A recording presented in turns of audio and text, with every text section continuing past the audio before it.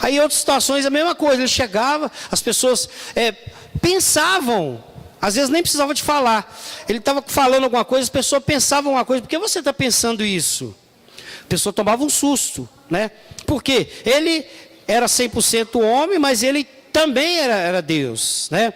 E ele tinha essa capacidade, ele tem essa capacidade de entender, de saber o pensamento das pessoas. Então a gente já acha estranho, por que ele perguntou?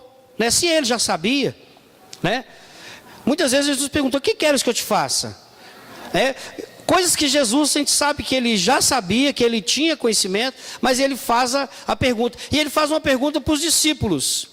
Então a gente acha estranho, por que ele instigou, né? Na realidade, Jesus ele queria instigar as pessoas para entender. Ele queria que as pessoas falassem, né? Para que ele pudesse também demonstrar aquilo que ele queria fazer, né? Então eles fazem essa pergunta, né? Que diz o povo ser o filho do homem, né?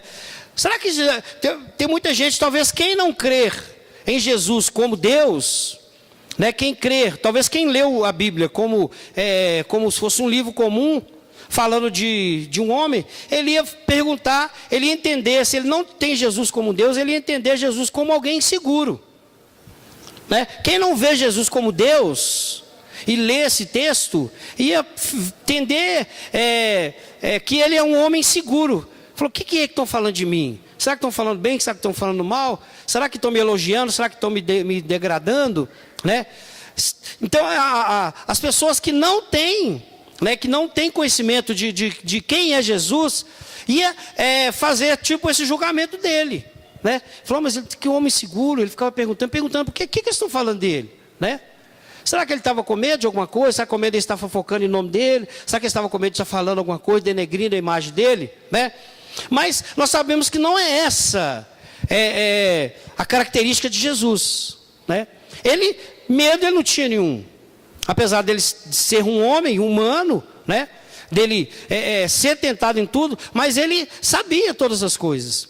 E ele fez essa pergunta para instigar algo dos próprios discípulos. Aí os discípulos ele perguntou pelo que o povo fala. E os discípulos, logicamente, não iam falar mentira, né? Os que falou só, uns falam que o filho do homem, né, Jesus, né, era João Batista. Outros falam que Elias, outros falam que é Jeremias. E alguns ainda inventam aí que é um profeta tal, profeta fulano, profeta cicrano, né? Aí Jesus fala assim, tudo bem, né? Esse povo que não experimentou, que não viu milagres, não viu nada, que não anda comigo, que não me conhece, tudo bem eles pensaram dessa forma, né? Mas e vocês? Quem dizem? O que vocês acham? Quem eu sou? Logicamente que Jesus também já sabia quem ele era. E ele já tinha se apresentado, ele queria, e ele conhecia o coração daqueles discípulos, certamente que eles ainda não estavam cheios do Espírito Santo, né? Tanto que esse episódio, logo em seguinte, Satanás, ele tenta Pedro, e Jesus fala com ele, arreda de Satanás, falando na cara de Pedro, arreda de Satanás, né? Você não vai me tornar empecilho, né? Eles estavam andando com Jesus, porque o Espírito Santo só veio depois que Jesus foi, porque Jesus mesmo falou, importa que eu vá, né? E eu vos enviarei o Consolador, que estará convosco para todo sempre. Então eles não tinham o Espírito Santo, eles estavam andando com Deus, com Jesus, mas eles não tinham o Espírito morando dentro deles ainda, né? Mas eles estavam vivendo uma experiência grandiosa, porque eles estavam vendo coisas grandiosas, participando de coisas grandiosas ali, né? Então quando Jesus fez essa pergunta, o Pedro, que sempre foi para frente, né, que ele tomava a frente dos apóstolos, ele falou assim, ele respondeu, tu és o Cristo, o Filho do Deus vivo. Estava fazendo esse estudo, também ele é baseado num livro, né, algumas coisas que eu li de um livro, de um pastor, até lá do seminário Rema. Eu estava lendo para tirar algumas ideias, né, alguns pensamentos, né? E lá nesse livro estava escrito lá que a primeira pessoa que confessou Jesus como Cristo foi Pedro.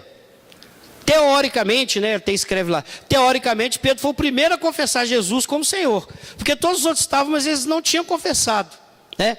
Então foi o primeiro que confessou Jesus como Cristo, que confessou Jesus como Senhor, como aquele que ia vir para restaurar a humanidade. Então Pedro foi o primeiro aqui, quando Jesus fez essa pergunta, Pedro foi o primeiro a confessar Jesus como Senhor, né? E o interessante que nós vamos basear aqui, dentro disso aí, é que a confissão, né? Essa confissão, ela gera coisas grandiosas.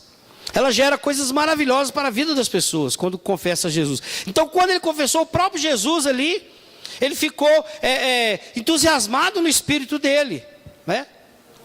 Ele, quando Pedro falou assim, tu és o Cristo, o Filho de Deus, a Jesus ficou alegre, né? E falou, bem-aventurado és tu, Bar-Jonas, né?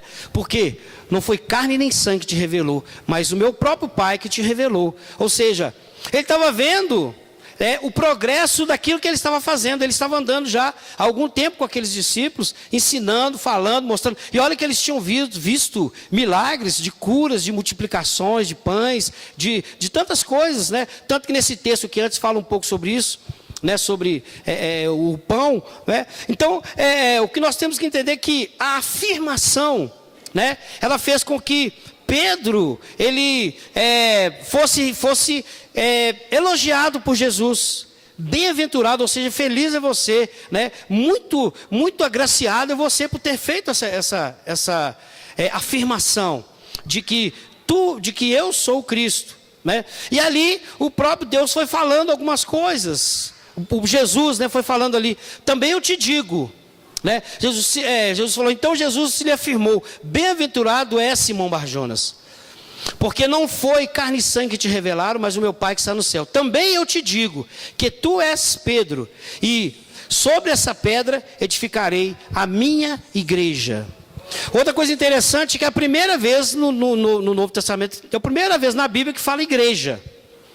Eu sempre falo aqui que a igreja, Jesus foi quem inaugurou a igreja, né? Antes tinha o tabernáculo, tinha o templo. O tabernáculo era um templo desmontável, né? Porque o povo estava andando no deserto, então eles montavam no lugar, andava, desmontava, levava para outro. Então era o tabernáculo. Quando eles chegaram em Jerusalém, quando eles chegaram lá na terra prometida, eles construíram em Jerusalém o templo. Aí ali se tornou, né, o local, né, da adoração. Mas a igreja não era igreja. Era o templo dos judeus para adorar a Deus. A igreja, ela foi inaugurada por Jesus Cristo. E aqui é a primeira vez que fala-se igreja no Novo Testamento. Então, olha só o que uma confissão, né, de que Jesus é o Senhor, uma coisa assim que parece tão simples, mas que gera tantas coisas, tantos benefícios para a vida das pessoas. Aleluia. E aqui, quando ele fez aquela confissão, Jesus falou, se tu és Pedro, ou seja, tu és Petros, que quer dizer uma pedrinha. Mas sobre essa pedra, ou seja, sobre essa sua confissão, ou seja, sobre esse reconhecimento que você falou, né, é justamente sobre ele que eu vou edificar a minha igreja. Ou seja, a igreja de Cristo ainda não, ela estava começando a ser estabelecida. Então, sobre aquela confissão, começou a ser estabelecido a igreja do Senhor. Então, nós vamos ver aqui a importância disso, dessa afirmação, né? Dessa confissão, de você declarar que Jesus é o seu Cristo, que Jesus ele é o Cristo e que ele é o seu Salvador. Isso gera muitas bênçãos para a sua vida, né? E aqui ele ainda fala outra coisa, sobre essa pedra edificarei a minha igreja. E há algo interessante, que as portas do inferno não prevalecerão contra ela. Isso quer dizer o quê? Que até então, as portas do inferno, ou seja, o inferno ainda estava prevalecendo contra o povo ainda. Certamente porque eles não tinham Deus, eles não tinham ainda a salvação, né? Eles eram um povo escolhido, mas era só aquele povo, só os judeus que eram escolhidos. Os considerados gentios, que não eram da descendência de judeu, eles não tinham a salvação. Eles não tinham o direito da salvação. Em alguns casos, né, quando eles se agregavam ao povo judeu, eles recebiam. Mas normalmente eles não tinham. A salvação era exclusiva para os judeus. Então, é mais um motivo também dos outros povos sempre estar perseguindo os judeus. Por quê? Porque eles também se gabavam disso, né? Eles se exaltavam por eles serem, né? Nós é que temos a palavra, nós é que temos o templo, eles se gabavam muito disso, se exaltavam né, em cima disso aí, né? Mas aqui o próprio Jesus ali, ele estava fazendo uma mudança na mente daqueles homens, e mostrando que a partir da confissão, ou seja, de quem cresce que Jesus é o Cristo, a igreja verdadeira ia ser estabelecida. E ele falou algo interessante também, que as portas do inferno não iam prevalecer contra ela. Aleluia. Então, nós vamos estar falando sobre isso também mais à frente, né? Mas o que a gente entende aqui? Que para que você possa realmente servir a Deus, você tem que largar a religiosidade. Aleluia. Por quê? Nesse capítulo, no capítulo 16, olha o que diz no versículo 1. Aproximando-se os fariseus e os saduceus, tentando-o, pediram-lhe que ele mostrasse o sinal do céu. Ele, porém, lhes respondeu: chegada a tarde, dizeis que haverá bom tempo, porque o céu está avermelhado. E pela manhã haverá tempestade, porque o céu está um pouco vermelho e sombrio. Sabeis, na verdade, discernir o aspecto do céu, e não podeis discernir os sinais dos tempos? Uma geração má e adúltera pede um sinal, e nenhum sinal se lhe será dado, senão o de Jonas.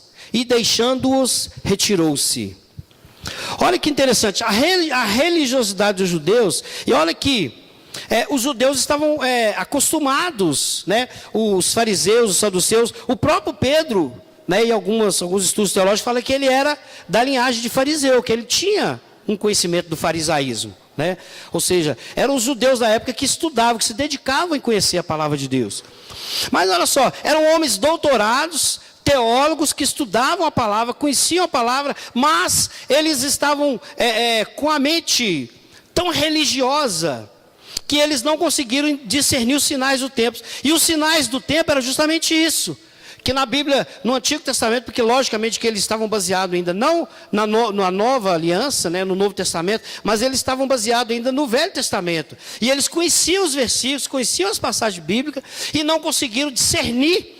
Porque Jesus falou assim: você consegue saber se vai chover, se vai dar sol, né? Vocês têm essa sabedoria, esse entendimento por ver as coisas, mas vocês conhecem a palavra e não conseguiram descobrir, né, que o Salvador já chegou, que o Cristo já está manifesto. É mais ou menos isso que ele quis dizer para eles, né? Por quê? Por causa da religiosidade. E nós sabemos que a religiosidade, né, a gente não consegue chegar a Deus por causa da religiosidade. A religiosidade, quando você se torna uma pessoa muito religiosa, né, o religioso geralmente ele tem justiça própria. Geralmente ele se acha a pessoa mais boazinha, a pessoa, independente do que ele seja. Ele acha que se ele cumprir as normas e os preceitos que são ditados, né, ele não precisa. Na realidade, o religioso não precisa de Jesus. Porque o religioso, ele busca refúgio em tantas coisas, né? Ele cria entidades espirituais, ele cria deuses para ele mesmo, né? E nós vemos que até o povo judeu também foi contaminado muitas vezes em fabricar deuses, em criar outros deuses, em adorar outros deuses. Eles foram instigados a isso, né? Mas justamente por causa disso, por causa da religiosidade. Quando uma pessoa ela se acha muito religiosa, que ela se acha muito santa, não por confessar Jesus como Senhor, mas porque ela se acha totalmente boazinha, porque ela não faz o bem, porque ela cumpre os preceitos, né, da seita ou da religião, né? Quando isso acontece em igrejas que não são evangélicas, que não pregam a Cristo, ainda bem, passa para lá. Mas o pior é quando a religiosidade, como ela entrou dentro do povo judeu, né? O pior é quando a religiosidade começa a entrar dentro da própria igreja, essa igreja que Jesus Cristo fala dela aqui. Esse é que é o perigo, né? Por quê? Porque a religiosidade, ela se apega às coisas, ela se apega a sinais, né? Eu não vou perguntar aqui, mas provavelmente aqui a gente não vê. A gente vai falar muito de morto ressuscitar. Você já viu algum morto ressuscitar? Né? Se foi no velório, chegou lá, aí alguém orou, você viu ele levantando assim, né? Eu vou ir mais um pouco. Acontece, não estou falando que não acontece isso não, entendeu? Mas não são coisas que têm acontecido muito, né? Pessoas levantar assim, chegar numa cadeira de roda e daqui a pouco levantar e for curado. Não é uma coisa muito assim, normal. Apesar que teria que acontecer, né? Teria que ser algo normal na igreja, né? Mas, o que eu estou querendo dizer? Que não é por causa desses sinais que a gente se apega a Cristo. A religiosidade a pessoa tem que chegar no lugar, aí ele chega, ele entra na sala das muletas, aí ele vê aquele 1 milhão de muletas, ele fala, opa, aqui que o negócio é assim mesmo. Então, ele se apega naquilo que ele está vendo. Quando ele chega dentro de um templo, ele fica procurando um Deus, procurando alguma coisa, procurando algum objeto, para que possa ser a sua referência. Então a religiosidade é justamente isso que esse povo estava passando. Por quê? Eles também estavam vivendo do passado. Porque quando Jesus se manifestou, meu irmão, tinha 400 anos que não acontecia, que Deus não operava nenhum milagre. Eles chamam de período interbíblico, né? O povo continuou ali, né? Na escravidão, continuou ali servindo a Deus, tudo, mas ficou 400 anos sem acontecer nenhum sinal de Deus. Se tem algum relato, foi alguém que contou a mentira, porque a Bíblia fala isso, que Deus, ele ficou 400 anos sem fazer milagres, não porque ele não queria, né? Mas ele ficou 400 anos sem fazer sinais, aquilo que o povo via. Eles acreditavam quando eles viam Elias orando e o fogo descendo do céu. Eles acreditavam quando Josué orava e o sol parava. Hoje de manhã eu inverti as bolas aqui, né? Eu falei o contrário, né? Os irmãos, opa, né? Tá errado, pastor, né? Eu falei que Josué tinha orado e o fogo do céu tinha descido. Não, foi Elias que orou, né? Quando eles estavam com Moisés, aí diante, eles, e aí, e agora? Como é que a gente faz? Aí Moisés, né, foi lá, tocou no mar vermelho, o mar vermelho se abriu. Aí eles viam aquelas coisas acontecendo, aí eles acreditavam em Deus. Então a religiosidade em si, e olha meus filhos, que tem muita gente, tem muitas pessoas, e tem igrejas evangélicas se colocando como religiosas. Igrejas grandes, a gente não fala para julgar, cada um faz do jeito que achar que deve, mas pessoas colocando religiosidades, pastores que se nomeiam cargos aí e que se deixam ser adorados, e que as pessoas têm que tocar nele, têm que beijar ele, têm que beijar o pé dele, tem que, né? Não que você não tenha que ter uma reverência com um pastor, com um sacerdote, é lógico, mas não tem muitos que estão deixando ser até adorados. Por quê? Para atrair essa religiosidade, para prender as pessoas através da religiosidade. Aleluia. Estou dando essa palavra para você entender, meu irmão, que o poder que você tem é de confessar Cristo como Senhor e Salvador da sua vida. É isso que gera poder na sua vida. Aleluia. Então a religiosidade, né? Eles estavam ali, chegaram até Jesus, os fariseus, os saduceus, que eram os top de linha lá, né, da teologia, e falaram, estou falando, eu queria ver se o senhor faz um sinal para que nós venhamos crer.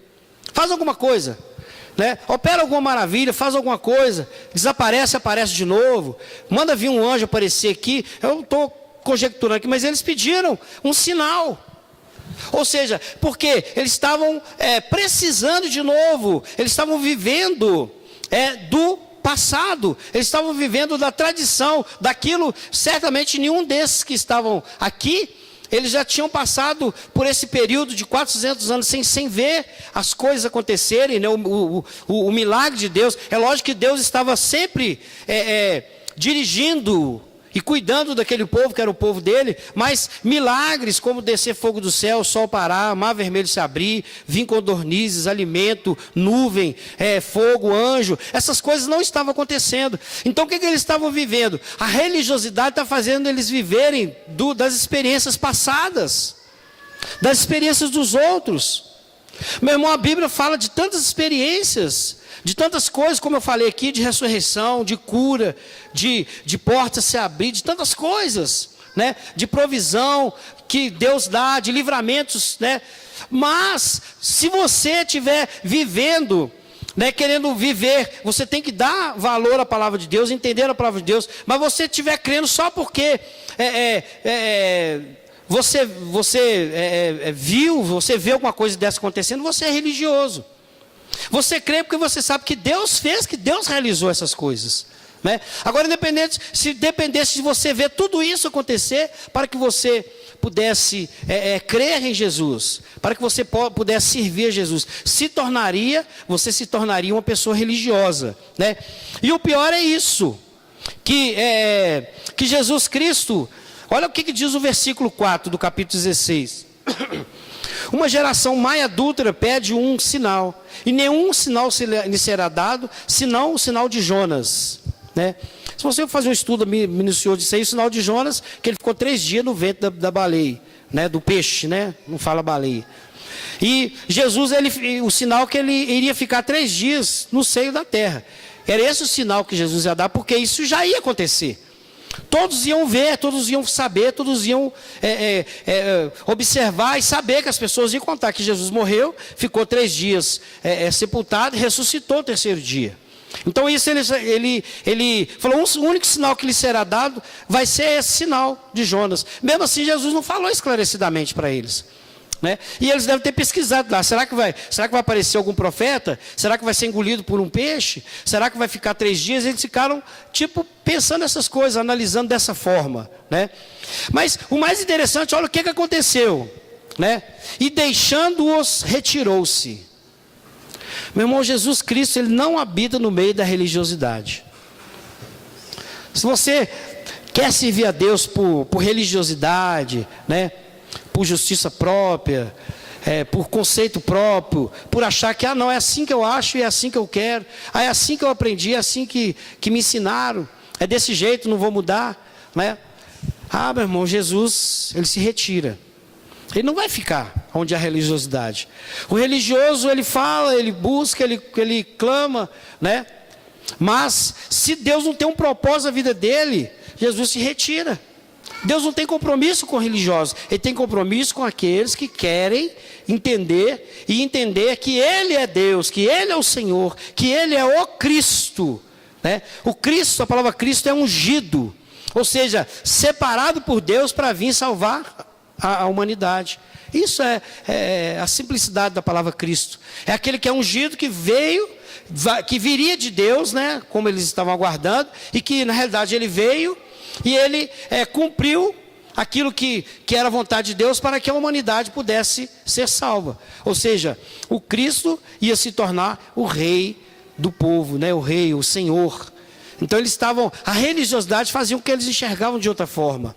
Aleluia. Então nós vimos aí que a religiosidade, Jesus se aparta, né? Jesus falou com eles lá, falou assim, não vou dar nenhum sinal, né? Vocês são muito religiosos, e saiu, né? E o interessante que nós observamos aqui é que a religiosidade, ela às vezes afeta a vida até aqueles que estavam com Jesus. Aí nesse capítulo mesmo aqui, né, no versículo 5, né, olha assim que diz, ora, tendo os discípulos passado para o outro lado, esqueceram-se de levar pão, né? Foi uma falha deles, porque eles é que tinham, a incumbência deles era essa também, né? De levar pão, porque eles faziam aquelas caminhadas missionárias, então eles tinham que levar. Então eles esqueceram de levar pão. Aí olha só Jesus, né? Conhecendo o coração deles, aí Jesus, olha para você ver, daqueles fariseus e saduceus, Jesus Cristo falou, retirou-se deles. Não que Jesus depois não falou para os saduceus, para os fariseus, Jesus falou. E muitas vezes Jesus chamou eles de raça de víboras, de serpentes venenosas. Muitas vezes Jesus chamou assim na cara dura mesmo. Vocês são a raça de víboras, vocês são as serpentes venenosas, vocês são sepulcros caiados. Por fora é bonito, mas por dentro só tem podridão, né? E Jesus falou algumas vezes com eles a respeito disso. Mas esses homens, né, a tradição, a religiosidade, ela estava influenciando ainda aqueles homens que estavam andando com Jesus. E olha o que diz. Aí Jesus lhes disse, vede, acautelai-vos do fermento dos fariseus e dos saduceus. Jesus já tinha falado com eles, já tinham saído, já tinham mudado para outro lugar, já tinham ido para outro lugar, para outra região, né? E Jesus falou assim: acautelai-vos do fermento dos fariseus. O versículo 7 diz: eles, porém, discorriam entre si, dizendo: é porque não trouxemos pão. Né? Olha só, Jesus, conhecendo o pensamento deles e sabendo que eles estavam andando com Jesus, estavam caminhando com Jesus, aprendendo com Ele, estavam sendo libertos da religiosidade, mas ainda tinha um pouco de religiosidade no coração deles ainda. Então Jesus, sabendo isso, Jesus faz essa pergunta: acautelai-vos do fermento dos religiosos. Né? E nós sabemos que o fermento, o que é? É um produto, tem os químicos e tem os naturais, né? Hoje tem fermento químico, mas na época eles usavam o fermento natural, que era algo que tinha, que quando era colocado numa massa, ele fermentava a massa toda. Então o fermento dos fariseus era o quê? É os ensinos da religiosidade que estavam complicando, ou seja, estavam desvirtuando e tiravam as pessoas da presença de Jesus, de entender de quem ele era. Né? Então Jesus falou para ele: acautelai-vos do fermento dos fariseus, ou seja, acautelai-vos dos ensinos da religiosidade. Aí eles, como falou de fermento, eles falaram assim: Jesus está falando de fermento é porque nós não trouxemos pão. Aí Jesus percebeu, através daquilo que eles falou, que eles estavam um pouco religiosos e estavam precisando de ter fé no coração. Aí Jesus fala para eles, percebendo-o, né? Jesus disse: por que discorreis entre vós, homens de pequena fé? Então Jesus percebeu que aquela conversa dos religiosos ali estava desvirtuando um pouco a mente daqueles homens que estavam sendo doutrinados, treinados, ensinados, né? Então os ensinos errados, os ensinos que não estão dentro da palavra de Deus, os ensinos que baseiam-se na religiosidade somente, eles confundem a mente até daqueles que talvez querem servir a Jesus de bom grado. Então nós temos que ficar muito atento, né? E hoje, meu irmão, hoje não está difícil para você aprender coisa errada não, porque o acesso hoje é muito fácil. Hoje você tem um celular, você consegue acessar coisas do mundo inteiro, né? A gente não fala se é felizmente ou infelizmente, né? Se é felizmente ou se é infelizmente, porque no tempo que nós éramos criança, para dar um telefonema você tinha que sair, andar uns, talvez 30, 40. Quando eu mudei aqui para o bairro, eu não tinha telefone, eu tinha que sair lá de casa, ir lá na pracinha, comprar ficha, né? Para poder dar um telefonema para alguém, para dar algum recado. Você precisava fazer uma pesquisa de escola, você tinha que ir na biblioteca da escola ou na biblioteca pública e procurar lá a enciclopédia Barça, e ali você fazer aquele tanto de pesquisa, procurar, né? Tudo era difícil. Imagina isso no meu tempo, agora imagina lá no tempo de Jesus, era muito mais difícil ainda, né? Naqueles tempos era muito mais. Então hoje, a facilidade para você aprender coisas erradas, a facilidade para você se tornar um religioso, né? Para você aprender doutrinas erradas, está muito disponível. Porque você digita lá, pastor fulano de tal, aí aparece, aí lá vem a mensagem dele. Sabe lá se o cara é uma pessoa que dá bom testemunho? Sabe lá se ele não é um enviado do diabo, de Satanás, para tentar com sutilezas, porque a palavra de Deus fala que o diabo hoje não vai aparecer. Hoje não, né? Ele não aparece assim em forma como a gente vê, né? Aquele bicho feio, vermelho, de chifre, soltando fogo com um garfo na frente, fazendo medo em todo mundo. Não! A Bíblia fala que ele se transveste, ou seja, ele se transforma até em anjo de luz, para, se possível for, enganar até os escolhidos. Então hoje, nós temos que ter muito cuidado com aquilo que você acessa, até de bom grado. Eu vou ouvir a pregação de fulano de tal. Amém. Né? Não é errado não, é bom. Mas fica ligado. Porque você não sabe se é uma pessoa que está sendo usada pelo diabo para tentar entrar na sua mente com algum ensino religioso, com alguma desvirtuação da palavra, com alguma heresia, para tentar fazer você depois chegar, pastor, mas eu vi, né? Eu assisti um vídeo, o pastor falando de tal, aí fica debatendo com o pastor, com as pessoas que estão, né? Que realmente estão se importando. Não estou falando que são todos, não. Tem muita pregação boa. Eu não ouço muito, não vejo muito, mas aqueles que eu sei que são de credibilidade, às vezes a gente ouve alguma pregação deles, né? A gente pega alguns estudos. Mas o que eu estou querendo dizer é para você ter cuidado com o fermento. Porque aquele fermento ali, ele é colocado na sua mente, aí ele começa a fazer aquela mudança lá, os fungos, não sei lá, que começa a proliferar. Aí a sua mente fica contaminada. Aí logicamente você vai querer contaminar alguma pessoa. Aí você fala, você viu que eu vi na internet? Eu falei, não, eu vi o fulano de tal. Meu irmão, e eu te falo que eu já vi coisas de irmãos, né? Uma das pessoas que divulgou isso nem está aqui mais na igreja, mas ouvi um vídeo de um pastor que defendia de unha e dente lá, que o crente, que é errado você dar dízimo, e ela foi passando para uns, para outros aí, né? E o cara lá dentro de uma... E outra coisa que você tem que ter cuidado é o seguinte, porque a pessoa às vezes, ele fica 1 hora dando uma palestra, né?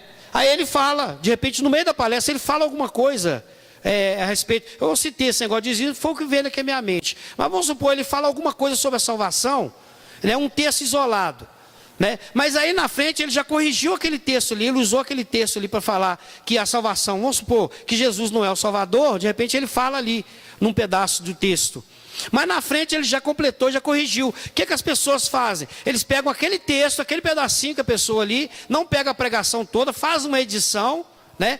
E coloca aquilo ali como uma verdade absoluta. Então, às vezes, pastores que têm credibilidade, que colocam pregações, colocam ensinamentos na internet, às vezes o diabo pode usar, né? Para pegar um texto daquele e desvirtuar. Eu te falando assim porque eles pegaram um vídeo do Lula, pegaram uma palestra dele, né? E divulgaram até aí. E a gente percebia assim que ele falava uma coisa, eles cortavam e emendavam com outra, né? Ele falou tanta besteira, é lógico que a gente sabe que ele falava muita besteira aí, né? Mas eles pegaram as falas dele, foi cortando e foi emendando, mas assim ele falava tanta asneira que muita gente, e saiu muita gente divulgando aquilo ali, compartilhando.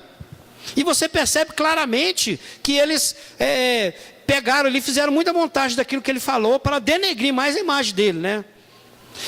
O que eu estou querendo dizer? Que isso também pode fazer com alguém, né? Pode pegar um texto de alguma pessoa e tentar fazer isso. Então, o que eu estou querendo dizer? Acautelai-vos, Jesus estava aqui, toma cuidado, fica atento, né? Não engole qualquer coisa, não pega qualquer ensinamento e coloca como se fosse verdade absoluta, não.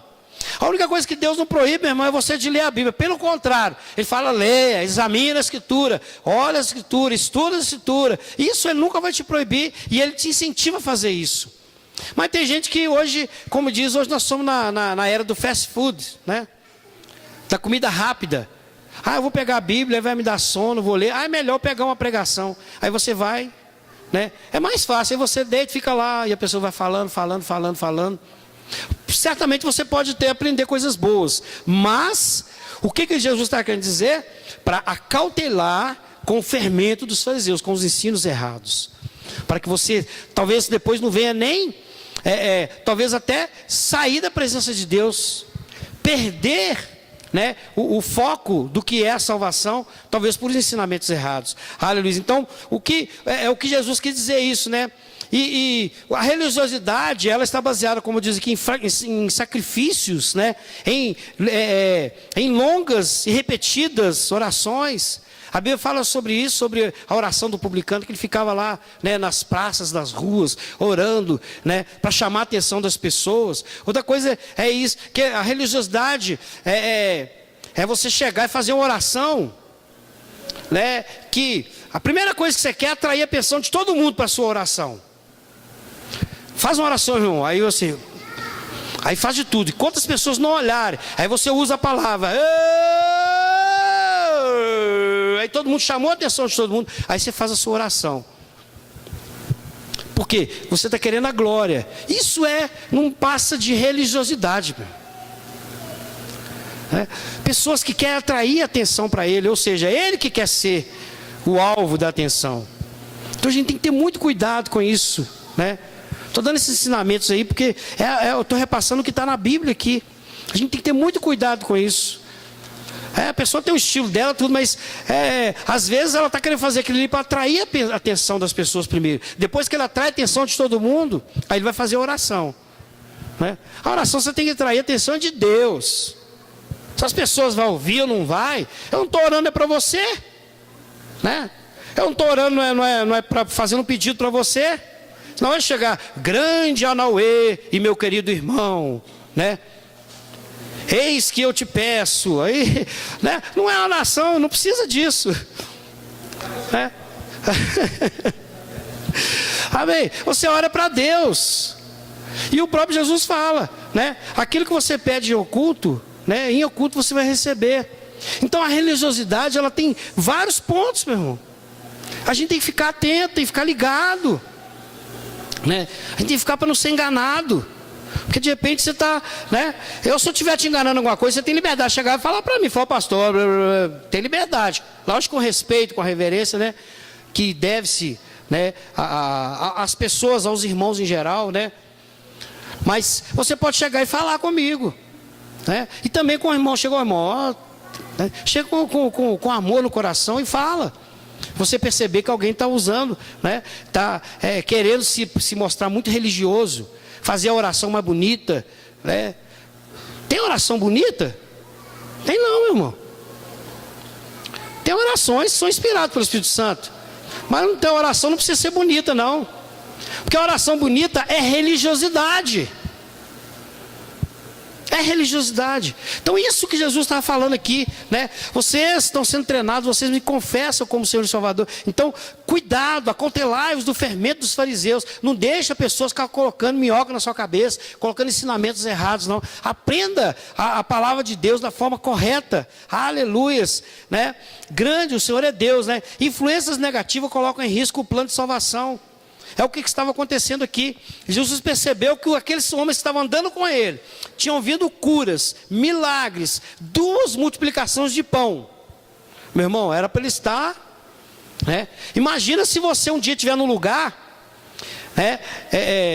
E tem lá uma panelinha de arroz. Aí tem 30 pessoas, aparece 30 pessoas para comer. Aí fala, ai meu Deus do céu, eu fiz um tiquinho de comida e tem 30 pessoas chegando. Aí você ora, Senhor, abençoa. Aí daqui a pouco é a panela, você vai tirando a panela e vai dando comida para os outros, vai tirando a panela e vai dando comida, vai tirando a panela. Fala, isso não acaba não. Aí na hora que você falou, gente, chama os vizinhos que eu tenho que distribuir comida para todo mundo ainda. Meu irmão, se você vê um negócio desse acontecer, tem certeza que a sua vida ia mudar a sua fé, né? Por isso que eu estou falando, nós não precisamos dessas coisas. Mas imagina se você visse. Eu te falo assim, que pessoas que experimentaram, que viram milagres, praticamente, né, automaticamente eles se tornam mais, ele tem mais fé.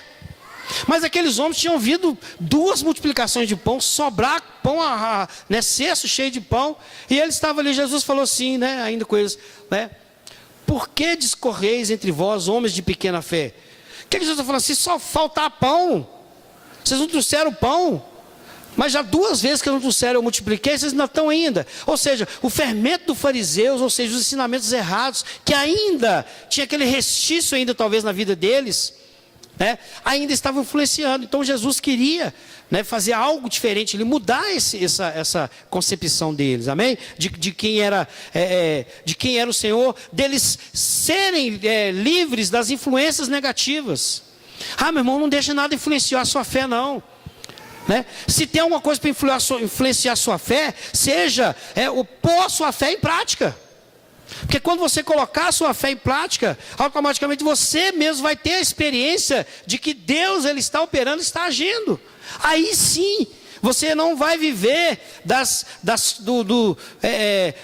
experiências da Bíblia. Você vai ter aquilo ali como uma base, mas você sabe que Deus pode fazer e vai fazer na sua vida. Aleluia. E a confissão de Pedro ali é que transformou todas e que fez com que transformasse todas as coisas. A confissão de que Jesus é o Cristo, ele faz coisas tremendas na sua vida. Aleluias. Jesus perguntou: quem diz eu sou? Quem dizem quem eu sou? Ele falou: tu és o Cristo, o Filho do Deus vivo. Aleluias. E dentre As bem-aventuranças, né? Bem-aventurado é você que já confessou Jesus como Senhor e Salvador. Foi o que Jesus falou para Pedro e que Ele está falando para você aqui, ó. Bem-aventurado, ou seja, grandemente feliz, né? Grandemente agraciado é você que já confessou Jesus como Cristo, como Senhor e Salvador da sua vida. Então essa confissão, meu irmão, não é pouquinha coisa não. É coisa tremenda. Gera um poder grandioso na sua vida. Porque diante dessa confissão, Jesus Cristo falou assim, que nem as portas do inferno prevalecerão contra a igreja. Ou seja, tudo aquilo que o diabo tenta contra a sua vida, toda porta, que a porta ela serve o quê? Para fechar, para entrar e para sair, né? Para guardar, para prender. Porta de cadeia para prender, porta de escritório é para entrar e trabalhar, porta de casa você entra para descansar. Agora imagina, para que serve a porta do inferno? Para duas coisas, para abrir para você entrar e fechar para você não sair. Essas duas coisas. Então o que a confissão de que Jesus é o Cristo, ela gera na sua vida, meu irmão? As portas do inferno não prevalecem. Aquelas portas que te prendem, né? Nas enfermidades. Meu irmão, enfermidade é coisa do diabo, não é coisa de Deus, não. Não que Deus tem um propósito em todas as coisas, mas se você percebeu que a enfermidade, uma doença, alguma coisa que você está, né, é porque você está preso por alguma coisa, né? Saiba que a confissão de que Jesus é o Cristo, Ele faz com que essa porta, ela se abra, e essa doença, se ela estiver na sua vida, ela vai sair. Ou se você está preso por Satanás, ele diz, você que vai sair dessa enfermidade. Ela fica lá com o diabo, você vai sair dela. Se você está preso na miséria, na porta da miséria, né? Eles chamam uma entidade aí de tranca-rua, né? Eles chamam uma certa entidade aí, isso é coisa que eles inventam, né? Mas isso é o que o diabo quer fazer, trancar a sua vida. Ele quer fechar a porta e te prender você. Então quando você confessa que Jesus é o Cristo, aquela porta que você está ali, você está lá preso. Quando você confessa que Jesus é o Cristo, você vai chegar lá, se a porta não abrir, você passa igual Jesus passou, não precisa. Ela não prevalece, não vai te prender mais. Doenças, enfermidades, misérias, né? Vícios, coisas que, né? Que o diabo traz para prender as pessoas, dores, tudo isso são coisas que o diabo traz para a sua vida, confusões, intrigas, dissensões, facções, impurezas. De repente você está preso por uma impureza na área sexual, alguma coisa assim, está cometendo pecados de fornicação, de adultério, está cometendo pecados de masturbação, essas coisas. São portas que te prendem. Se você confessar Jesus que Jesus é o Cristo, e se você já confessou, meu irmão, você sabe que essa porta ela não pode ficar fechada, porque ela não prevalece. Ah, pastor, mas é difícil sair, é difícil tirar esse vício. É difícil não. Se você confessa que Jesus é o Cristo, e se você confessar que Jesus é o Cristo, Ele mesmo falou que as portas do inferno não prevalecem. Ou seja, você não vai ficar mais preso por nenhuma artimanha de Satanás, por nenhum pecado de Satanás, por nenhuma mão de Satanás na sua vida. E a Bíblia lá em 1 João fala que aquele que é de Deus, o diabo não o toca. Então isso que você tem que entender. Uma coisa simples, confessar que Jesus é o Cristo, e entender que essa confissão ela vai gerar todo esse poder para você, vai gerar todos esses benefícios na sua vida, quando você confessa que Jesus é o Cristo. Aleluias. Confessar a Cristo te dá poder para derrubar essas portas e viver em liberdade. Confessar vai te gerar fé no seu coração. Confessar Cristo vai gerar fé no seu coração. Aleluias. Glórias ao Senhor nosso Deus. Então que fica essa palavra no seu coração. Hoje é noite da Santa Ceia, né? E a Santa Ceia é para aqueles que confessaram Jesus como Senhor. daqueles que já são lavados, remidos, daqueles que não são religiosos, mas que são e fazem parte da igreja de Cristo, a igreja santa e imaculada, a igreja que espiritualmente ela é perfeita, mas fisicamente ela ainda está se aperfeiçoando. Então a Santa Ceia do Senhor é para aqueles que confessam Jesus como Senhor, amém? Coloque os pés, vamos orar. Aleluias. Eu falei que o pastor Gervásio ia ministrar a Santa Ceia hoje.